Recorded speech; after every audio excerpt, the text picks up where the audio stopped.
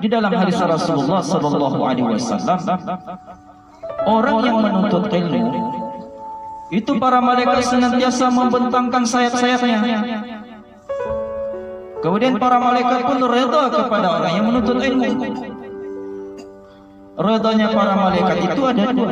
Yang pertama, para malaikat senantiasa mengaminkan doa-doa orang yang mau belajar agama seperti yang kita buat pada saat sekarang ini, walaupun hanya sebentar, walaupun hanya 5 menit. Bahkan para malaikat juga senantiasa memohonkan ampun kepada para penuntut ilmu. Ya Allah, ampunilah ia, ampunilah ia. Masya Allah, begitu besar keutamaan menuntut ilmu. Sampai-sampai dikisahkan ada seorang pendosa, seorang pemabuk, bahkan seorang pembunuh. Sudah banyak yang bunuh orang, sampai 100 orang. Ketika ia mulai sadar bahwa apa yang dilakukannya selama ini adalah perbuatan yang salah, kemudian ia pun ingin bertaubat kepada Allah.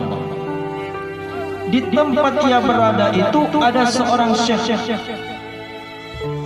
Wahai syekh, aku ini adalah seorang pendosa. Aku seorang pembunuh, sudah 100 orang aku bunuh. Kemudian aku ingin memperbaiki diri. Bagaimana caraku supaya aku ini bisa menjadi orang baik? Kemudian syekh ini pun menyampaikan,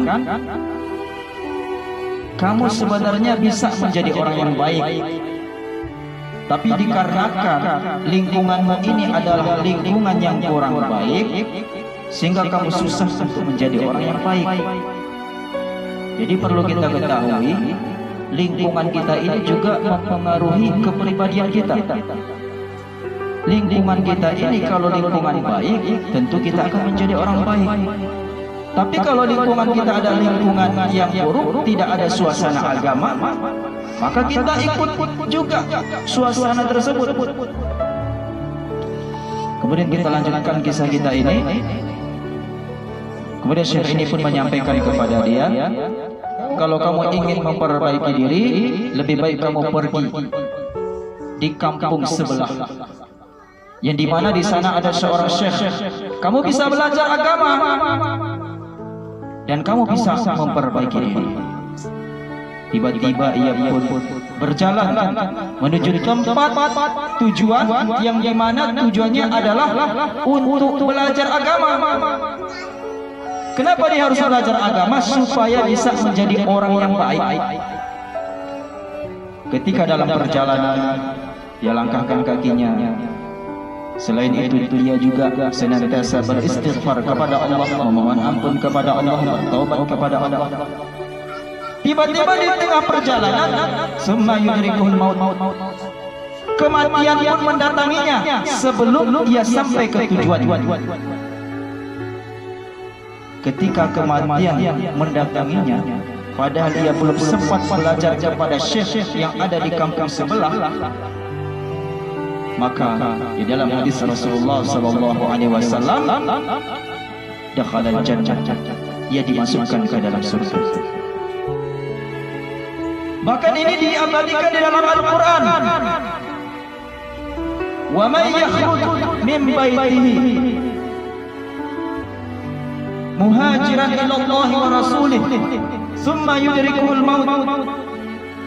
Barang siapa yang keluar dari rumahnya dengan maksud berhijrah karena Allah dan Rasulnya, thumma yudrikuhul maut, tiba-tiba kematian pun mendatanginya sebelum ia sampai ke tujuannya, faqad waqa'a ajruhu 'ala Allah, maka sungguh pahalanya telah ditetapkan di sisi Allah Subhanahu wa taala.